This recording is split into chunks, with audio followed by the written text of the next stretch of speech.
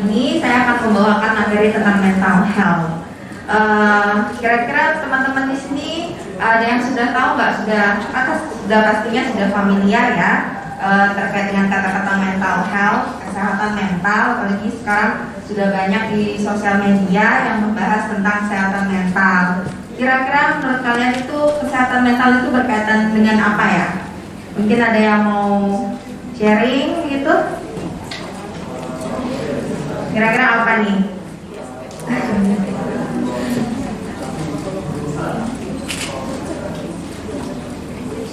Nggak ada? Mungkin tadi waktu di Pretes juga sudah ada ya terkait dengan pertanyaan kesehatan mental. Oke, apa itu mental health? Kita bicara definisi mental health menurut WHO. Lalu ada definisi dari Undang-Undang Nomor 18 Tahun 2014 juga. Jadi definisinya hampir sama, yaitu suatu keadaan sejahtera, di mana keadaan ini individu dapat menyadari kemampuannya sendiri. Jadi kita sebagai individu ini menyadari apa sih kemampuan yang kita miliki, apa kelemahannya, apa kelebihannya, begitu ya. Berarti kita sadar dengan diri kita sendiri. Lalu selain itu kita juga dapat mengatasi permasalahan yang kita alami. Itu. Dan cara mengatasinya juga secara normal ya, yang tidak bermasalah atau yang cenderung patologis gitu, seperti misalnya menyakiti diri itu kan sudah melenceng, tidak normal. Jadi cara menyelesaikan masalahnya itu juga secara normal. Lalu dapat bekerja secara produktif dan bermanfaat. Jadi seperti kita di sini kan termasuk produktif ya. Jadi rekan-rekan bangun pagi-pagi, lalu siap-siap. Terus di sini kita sama-sama berdiskusi apa sih itu mental health gitu. Jadi selain itu kita juga dapat berkontribusi untuk komunitas. Jadi komunitas luas, entah itu teman-teman, keluarga, atau bahkan lebih luas lagi.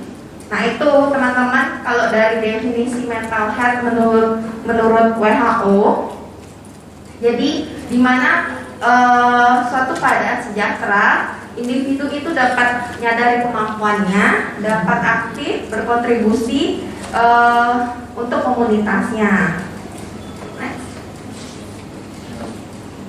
Lalu selain mental health, pasti kan kita juga ada membahas terkait dengan masalah kesehatan mental. Masalah kesehatan mental itu kira-kira menurut kalian dapat dialami oleh siapa saja? Semua ya, semua umur ya, baik itu anak-anak, remaja, dewasa. Namun di sini menurut data laporan Riskesdas tahun 2018, khususnya di Provinsi Jawa Timur, usia 15 sampai 24 tahun itu mungkin termasuk kategori dewasa awal ya. Kalau kalian kira-kira umurnya berapa sih? 20 ya. Nah itu berarti masuk dong. Ya, jadi merupakan kelompok usia yang paling banyak mengalami gangguan mental emosional. Berarti kalian masuk rentan mengalami masalah emosional. Kalau menurut dari teori perkembangan di psikologi, hal itu bisa terjadi karena usia remaja itu merupakan masa peralihan, di mana usia dewasa awal itu adalah masa peralihan dari usia remaja menuju dewasa. Gitu pasti banyak ada pergejolakan, permasalahan terkait dengan jati diri seperti itu ya teman-teman ya. Makanya rentan mengalami gangguan masalah emosional. Gangguan mental emosional itu didefinisikan sebagai perubahan secara emosional. Jadi individu itu mengalami perubahan secara emosional lalu berkembang menjadi patologis atau penyakit gitu. Contohnya seperti kecemasan, depresi, terus lalu dapat digambarkan sebagai percobaan bunuh diri, mungkin ada yang kehilangan semangat, minat, seperti itu sudah termasuk dengan gangguan mental emosional. Jadi perlu diwaspadai juga ya. Lalu selanjutnya, nah kan kita sudah tahu mengenai masalah gangguan mental emosional. Lalu gimana sih kira-kira cara menjaga kesehatan mental? Kalau di sini menurut WHO ada 5 cara untuk kita sebagai individu menjaga kesehatan mental. Yang pertama adalah grounding. Jadi pertama itu kalian kita sebagai individu ini menstabilkan emosi. Di sini dikatakan pada saat ini kira-kira ada nggak teman-teman yang lagi merasa pusing mikirin tugas atau tidak sadar sepenuhnya di sini? Kira-kira gimana? Ada yang punya masalah nggak?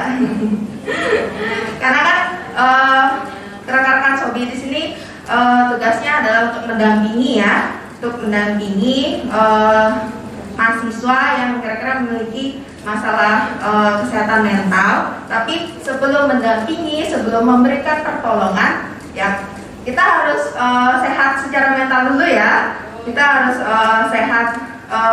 sehat secara mental untuk diri sendiri dulu, baru untuk membantu orang lain kayak gitu. Jadi di sini grounding ini menstabilkan emosi. Jadi pikiran atau perasaan kalian yang sedang melayang-layang entah kemana, difokuskan, distabilkan dulu pada kesadaran utama. Kesadaran utama di sini pada saat hari ini apa? Kesadaran kalian sadar bahwa berada ada di sini, sedang mengikuti materi gitu ya, yang enggak pikiran pun tadi nggak sempat sahur kayak gitu ya. Jadi sadar akan di sini, here and now gitu.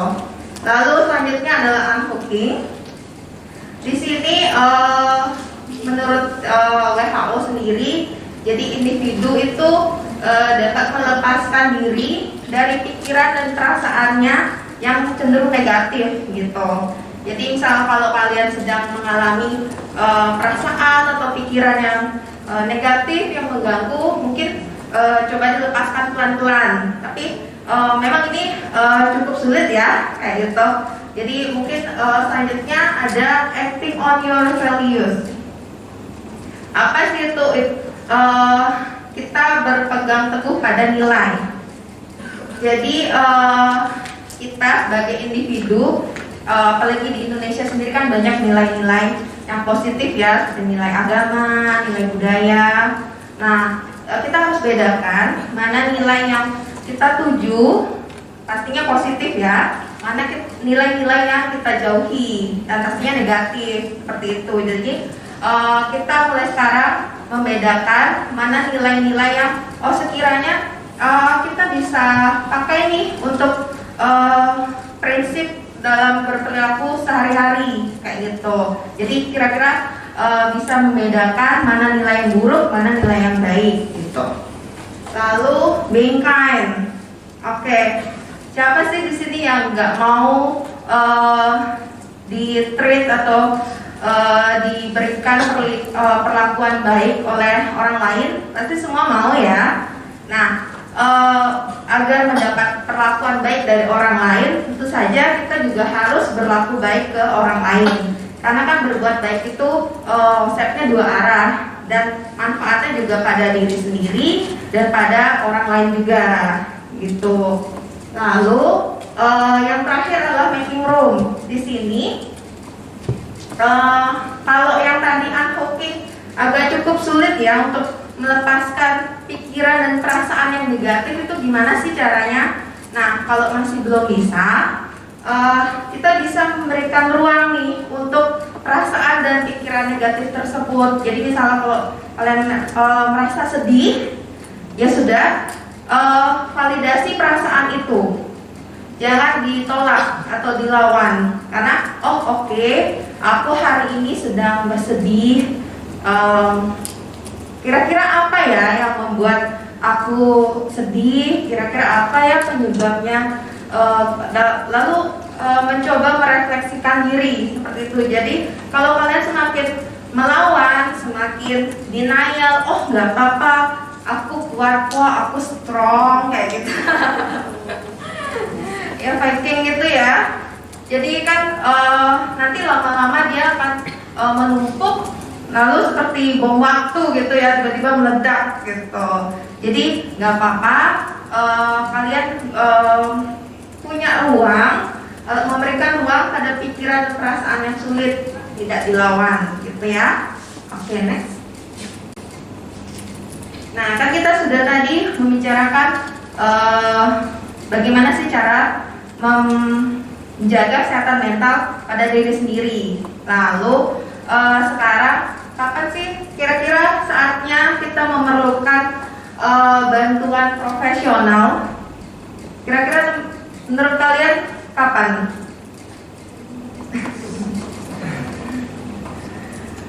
Kalau dari kalian sendiri, menurut kalian siapa saja yang bisa membantu atau memberikan pertolongan pertama pada individu yang sedang mengalami kesehatan mental?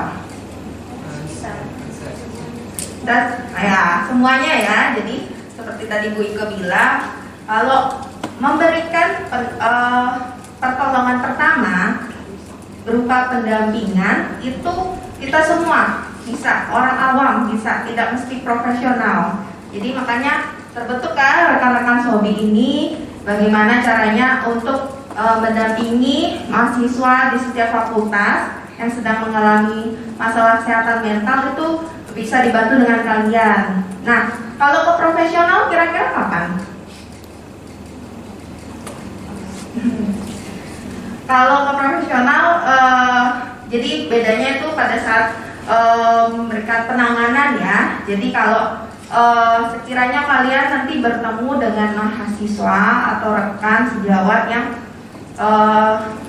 butuh penanganan atau perawatan intensif terkait dengan kesehatan mental, itu harus dirujuk ke profesional. Dan kalau di sini kan alurnya ada Health Center, ada HPC, nanti kalau bisa ke psikolog atau ke psikiater. Nanti kita lihat apa bedanya psikolog dan psikiater.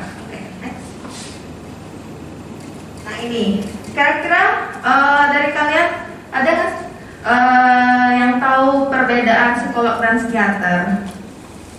Mungkin ada yang mau jawab?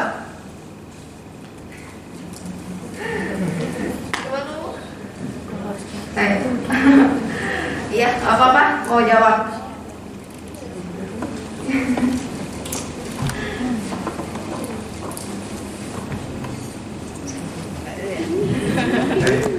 Untuk psikolog sendiri bukan orang yang telah menempuh pendidikan di sarjana psikologi dan biasanya memberikan konsultasi pada pasien yang mengalami kesehatan mentalnya.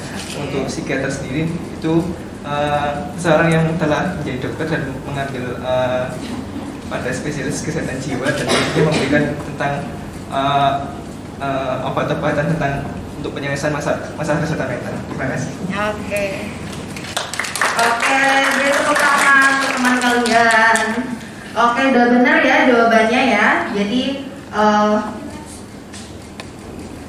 bedanya psikolog dan psikiater itu dilihat dari jenjang pendidikannya.